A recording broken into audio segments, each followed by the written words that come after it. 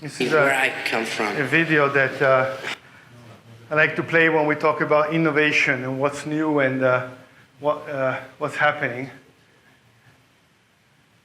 And the clue and the cue is at the end. If we could have some. All right. This is an oldie, but well, it's an oldie where I come from. All right, guys, listen. This is a blues riff and B. Watch me for the changes and try and keep up, okay?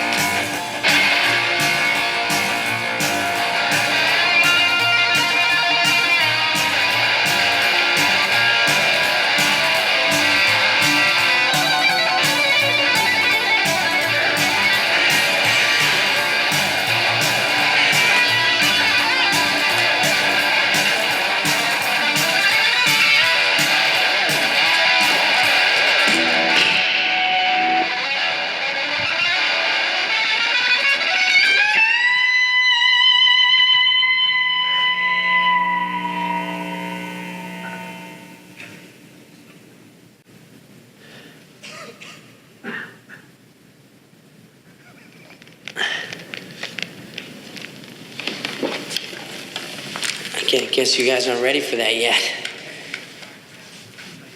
But your kids are gonna love it. So what's the message from this? This is like talking about PLM. You know? People freak out. What is this PLM? What is this communication? They just go crazy. And yeah, that's for later. It's another generation. We are too old. And that's really a big handicap in our industry, because a lot, particularly in the management, are of my age. We come from a different way, a different culture. So all of this electronics, all of this integration, all of these fantastic things are not common in the vision of those who should have a vision and lead towards the future. So there are some exceptions, like I dare say Matthias, who was a bunch younger than I, or Marcel, was a little bit younger than I, or me. But in many ways, when you go talk about sharing, communication, collaboration, everybody still thinks very much at the drawing level. Everybody thinks a linear sequence. And therefore, although you're still using the same tools, there's another part of that clip where the guy in the back with the hand that was bleeding, and that's why he's playing, says, "You broke my guitar." No, I didn't break your guitar, I'm just playing it in a different way. So we have the tools. And I played this video when, I remember last time I did a big design conference at the university to explain that we're not really inventing anything new. We're just doing it in a different way. And we can do it in a different way because the tools that we have are now different. So they were not exploiting the guitar, we're not exploiting what we have today. And therefore, we have a beautiful ship ready to go to the Atlantic to find new lands, and we're stuck out of the water. I think whoever made this picture didn't realize that the ship is effectively floating at waterline 0. And it's a miracle that it hasn't capsized, right? So that was not a naval architect, but it's a beautiful sunset. Let's leave it at that. So to change or to change? Well, yes, the answer is change. In my previous presentation was, is this a question? Well, no, it's not a question. And it's not a question not because you must change per se, but because some are changing.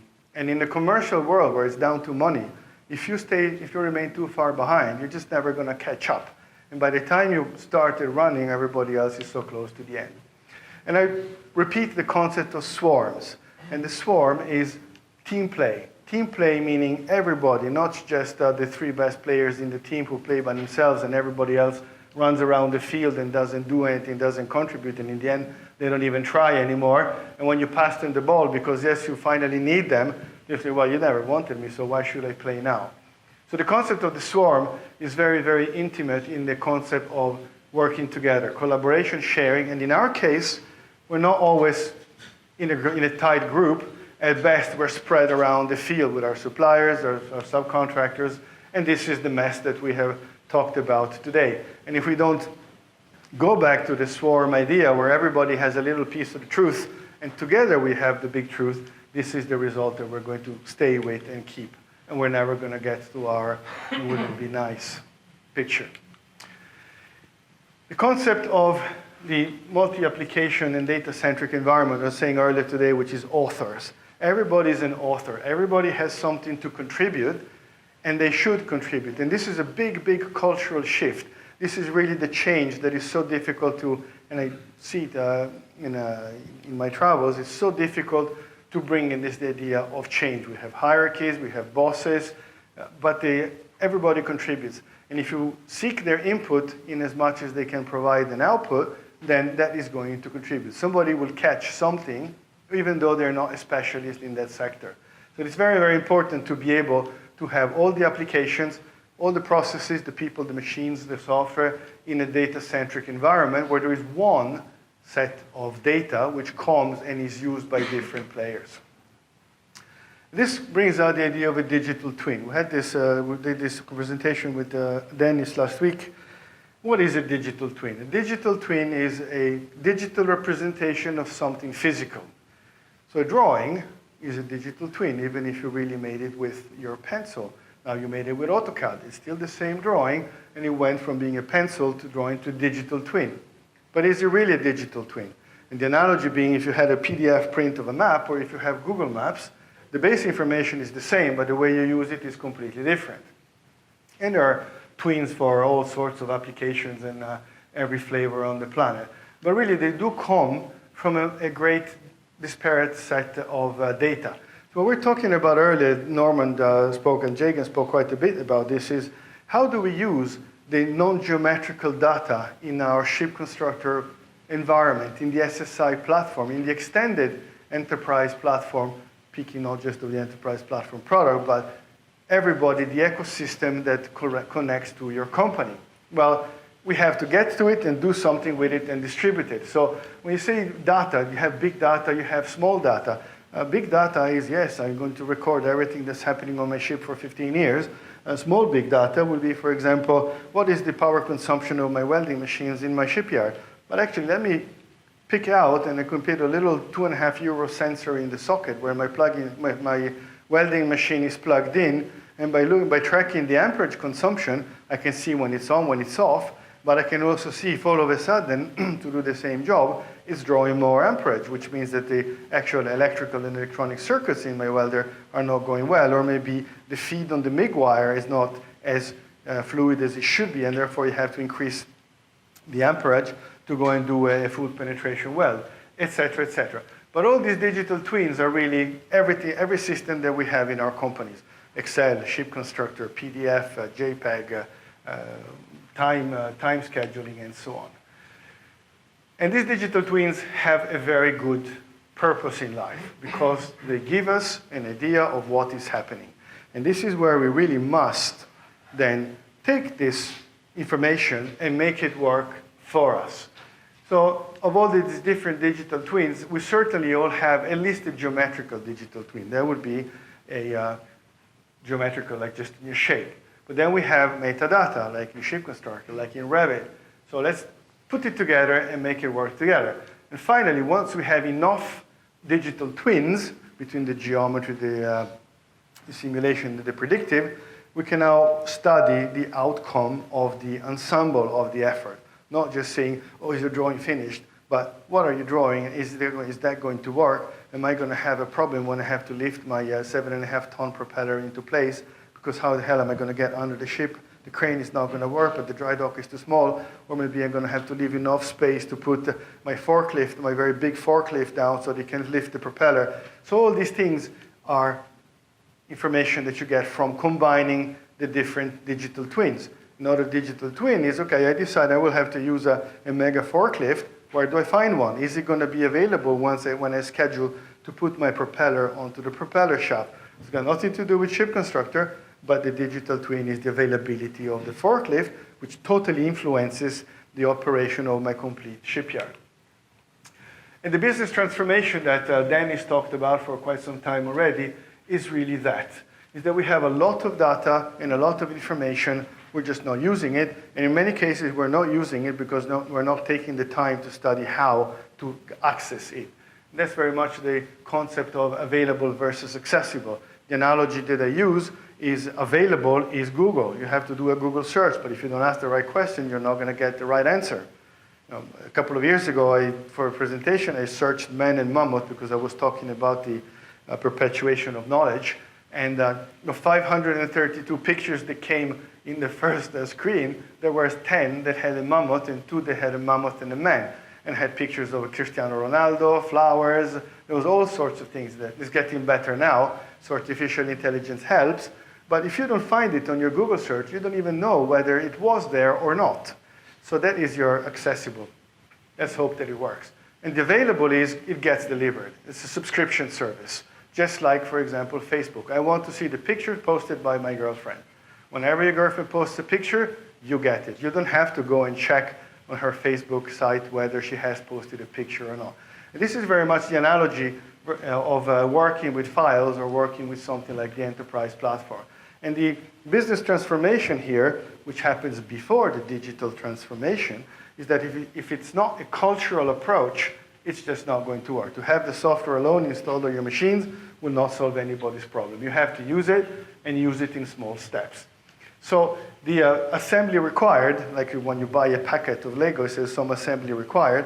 Well, you have instructions, and the instructions that we can think of is what do we do today? How can we digitize what we do today? Enterprise platform, clean up your AutoCAD drawings, end of the story. How can we move forward? What would I like to do that I'm not doing today? A couple of new operations, and take it in step. And finally, the batteries are not included. Well, what are the batteries? The batteries of the business transformation are the vision. And the vision doesn't mean that I know exactly what I'm going to do, when I'm going to do it. Nobody has a crystal ball. But the vision is really to say, I wish for my business to improve in this direction. These are the steps that I can take, and I keep focus on a longer-term target, which will move, because the target changes, the software changes, the tools changes, the suppliers change. So that target, if you think that you're going to hit the target in 5 years' time, you may as well not even try it, because it's not going to work. We have plenty of examples like that in our industry of companies that set a 5-year target. The Soviet Union used to do that with the 5-year plan. And in those days, there was not enough change, and therefore they could do it. And there are some exceptions in our industry where that particular market, dredging is one, you can set yourself a 5-year target because that market will never really change dramatically. But other targets, like the cruise ship market they talked about earlier today, they're purchasing entertainment systems. For all you know, in 5 years, we're going to have full holographic VR entertainment systems, and nobody knows what they look like today, and nobody knows what is necessary to make them work. But maybe the ship that is being designed today and contracted for building in 5 years will not be able to support that for whatever reason. So each stakeholder and each author then requires a subset of data and information. And it's very important to understand that the stakeholders are not just people. They are machines, they're processes, of course, they are people. And one digital twin is never going to do the job. We need to work with several distinct digital twins and collect all of this Wikipedia of everything together. It doesn't have to be one place, but collected in such a way that we tend to have at least only one instance of the truth for each truth that there is, and there are millions and millions of truths in our ecosystem. And that this digital twin, so this Wikipedia of gold, has to be available always to everyone, everywhere. And this is very much the philosophy behind going from the information hub, which is your enterprise platform server, to the digital hub, which becomes a web application available to everybody, consuming and exposing what the information hub has done. So just one more level towards available. The digital thread is something that is the connective tissue. Now, the connective tissue is that thing that in your body connects absolutely everything. It touches all the muscles, all the bones, all the tendons, and the nerves run through it, and the lymphatic system runs through it, etc., etc. But this is where you start setting up the concept of the PLM. The concept of PLM is really to make things available, to process information. It's not just to be a collector, end of the story. Big differences between ERP and PLM. So even looking at a very, very small scale, like the two-publisher LT situation, what is the connective tissue? The connective tissue is to run the correct operations for that job and to keep on running. And don't forget to click the button before you go home and make sure that the output from your operation goes in a place where it is used and useful and available to everybody who's going to consume it. And next to the digital thread, we have the digital threat, the danger part. And the danger part is going to be, let's try to convert everything into IGES. IGES went on for 25 years and failed. Our step was the next Mirage, and that didn't work either. Oh, well, if we can do it, it's okay, because we lived until now without it, so we'll just carry on the way we are until somebody passes us. You know, I think it's very important to never forget where companies like Microsoft and Apple came from. They were garage businesses. And today, there's a slightly different strategy because a nice new garage business is bought up immediately, and so it doesn't have a chance to develop. But from time to time, there are garage businesses that start putting shade on everybody else. So if we can't do it, it's bad. Either we try to find a way of doing it, or maybe we have to change what our goal is going to be. Monolithic systems just don't work. Oh, no, we're almost there, we're almost there. Well, I'm going to wait until the next contract, because if you don't invest before, if you don't put your seeds in the ground in the autumn, you're never going to get something the next July. If you wait until it's spring again in June, and you May or June, and you put your seeds in the ground, you will not have your plants in July. And IT, for sure, is the one thing. We have the fortune in some ways that the power of computers grows so exponentially that today you can buy a very, very low spec computer which will achieve 100, 1,000,000 times more than what it did only a few years ago. And so without overloading the system, only because you can do it by creating 5,000 operations, by not overloading the system, you get a very good exploitation and you get a very good return on investment. And this brings in agile and lean. And agile simply means that do what you can and make sure you do it well and make sure that you finish the process. And if in the middle of doing what you can and in your plan, you discover that you can deviate very slightly to hit another target which you haven't even thought about, well, perhaps it's worth doing it and therefore not necessarily stopping your process, but take advantage of that situation. And lean means this is stuff that has existed for 60 years. If you look it up on Wikipedia, you discover that these concepts were invented in the 1950s, 1960s, before computers, when they were doing PLM with pencils. I think I mentioned it the other day, the Saturn V rocket that took Apollo to the moon was 3 million parts, all done by pencil. So somebody, of course there were a lot of people keeping track of all the pencils, otherwise you couldn't draw, but 3 million parts is really something incredible to have done it, and it worked. And it worked pretty quickly. I don't even think they exploded any one of those in the beginning. It just worked. So do what you can. Use very clear incremental value adding steps. And this is key, I think, to any company, big or small. Why? Because it's a self-financing mechanism. If you reap return on investment after 2 months, after 3 months, now you have already paid for the effort. And if you go slowly, and the steamroller is that thing that makes the road flat, very heavy, very slow. I always say, if you just do the steamroller approach, you go slowly, you can change directions if you have a big obstacle, but you never stop. And as long as you don't find too big an obstacle, like there is no more road, you can continue going and you will never stop. So this is very important in the approach that we promote in the agile sense, which is take small steps, be very well aware that it has to be a value-added step, not just because it's easy to do or because you like to do it. You like to do the rendering of the ship on the shoals there, or do it. And the feedback and reevaluation is very, very important. After 2 months, after 3 months, after 1 month, if you see that you're not going in the right direction, change. Don't be afraid. If you think you have to go back, go back. You're only going back 3 months, not 5 years. Big, big difference. So in shipbuilding, I call it the in-control illusion. We know what we're doing because we've always done it this way. Perfect recipe for absolute disaster. So this is not me who invented it, but the only thing that never changes is that change never stops changing. So the process evolution in our industry is still a little bit rare, but the way I counted, and I had this statistic on the previous presentation, is on average, a ship spends 13 days in dry dock per year, on average. If you think about it, 13 days is 3.6% of a year.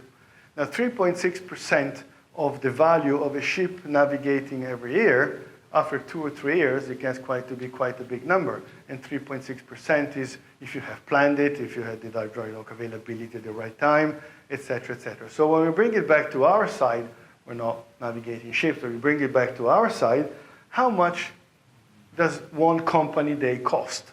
Not how much 1 hour in engineering. How much does one company day cost? If you deliver your ship a week late, now you have spent a week of company, not a week of welders, not a week of engineering, a week of company, because during that week you have not produced another ship. So you lose 3 times. You lose 3 times because you're late, because you have a penalty on being late, and you're not using your resources to do something that is bringing revenue. That is really the measure of better. How much company time are we saving? And the cultural shift of the business transformation, thinking digital, doesn't simply mean let's become wizards and using a tablet. No, it also means to say that when I look at the overall process, sometimes I will change the complete process in a way that there will be a penalization somewhere for the greater benefit of the company. So one of the things that you can, this is called the Pareto frontier, where you improve everything until the next improvement of something actually creates a decrease of performance somewhere else. So when you do mathematical optimization, this is where you stop optimizing because you're not optimizing anymore. But when you involve such an environment like ours, that's not where you stop. You say, if I improve this and I damage that, what is the net result of the overall process? So sometimes there will be difficulties in doing certain things, but at the end of the day, that extra effort by that one person, by that one process, is going to pay off for the total. And at the end of the delivery, you have a big line in your accounting that says total, and that is the only number that counts, not the numbers in between count less. And so I'll do a little consideration on the mixing of the Rhinoceros and the ShipConstructor Autodesk worlds. And I picked these 2. They're not the only 2, but I picked these 2 because there are a lot of apparent overlaps, but in fact they are synergies. And if I try to list as best I could all of the programs that can use this model, all of the programs that can use this model, and look how many there are which seem to do the same thing. And I say seem because yes, they do it, but they do it from 2 sources, so 2 pieces of the unique source of truth. And in particular, what was fascinating to discover is that we have common data models. In Autodesk, I can read 3DM files. In the Rhinoceros world, I can read and write DWG files. They both go to Navisworks. And this is very, very important because now I can start distributing which tool do I use at which moment in my process. So this morning we looked at Express Marine, for example. We looked at Napasteel, which is in there somewhere. We looked at Revit. When do I use these different tools? And we're going to mention that. So in a workflow idea, and I call it a design phase, but it's just a definition, what I see happening is that I can do things in Rhino in parallel with ShipConstructor, AutoCAD, Revit, Navisworks, Inventor, and whatever else, and attempt it doesn't work to linearize this process. It just doesn't work. But on a slide, you cannot do a multi-relational set of pictures. So just a very simple example, and I say it's an idea. It's not the way it should be. It's an idea. When I am in Rhino, what happens? I'm going to do a hull shape. Okay, that hull shape is immediately going to trigger resistance calculations, but for that I need a weight model. So I'm going to use ShipWeight to get a parametric weight model. The moment I have a parametric weight model, I can go to a parametric cost model much more easily. But at the same time, now that I have a hull shape, I can run hydrodynamic analysis, and I can run hydrostatic analysis, stability analysis. I can do a nice rendering all from here. In the meantime, back at the other ranch, what happens is that I can use this model, which is hours or days, not weeks or months, and I can use this as a reference for my systems. Why did I pick systems? Because everybody in the old days would start system after a structure was finished, and these days, however, it doesn't fit. If you finish a structure and then you put in the system, it doesn't fit.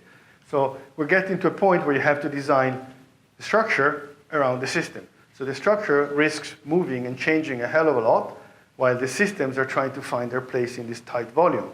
And in ShipConstructor, we use space allocations, for example, for the wiring and things of that sort. But because in AutoCAD I read my 3DM file, I'm going to use this as a reference. I don't care about making parts for this. I have the weight takeoff, I have the bill of materials, I have the center of gravity, so why should I bother making structure parts in ShipConstructor until this has come to a point where I want to start industrializing my process and therefore making parts from Express Marine into ShipConstructor. From Express Marine, we saw the manual approach this morning with Stefan, and we saw the Genesis approach with Runer this afternoon.